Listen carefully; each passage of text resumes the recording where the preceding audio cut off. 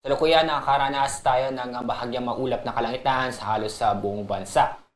Ridge of high pressure area ang nakakapekto sa buong Northern Luzon.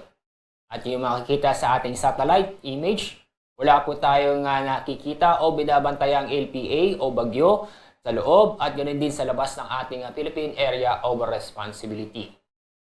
Itong ridge of high pressure area o yung extension ng high pressure area ay magpapatuloy na makakapekto mostly sa Northern Luzon sa susunod na 2 hanggang 3 araw.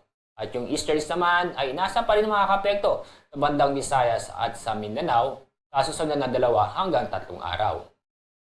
At sa lagay nating panahon, nasa pa rin natin ang mainit at malinsangan na panahon, lalo na sa tanghali at sa hapon.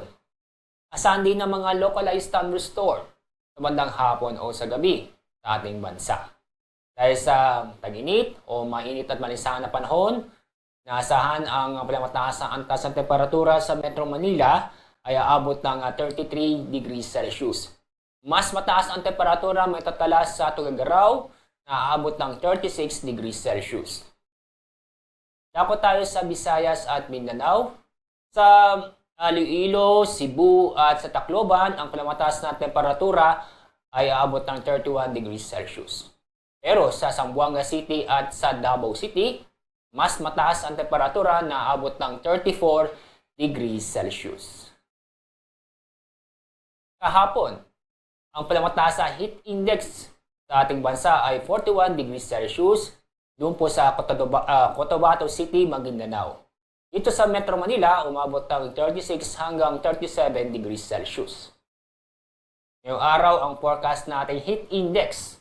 Ang pinakamataas ng heat index sa piling lugar sa bansa ay abot ng 40 degrees Celsius doon sa Dagupan City, San Jose Occidental, Mindoro, Langranja, La Carlota, Negros Occidental at sa Zamboanga City. Sa Metro Manila, ang inaasahang heat index ngayong araw ay 36 hanggang 37 degrees Celsius.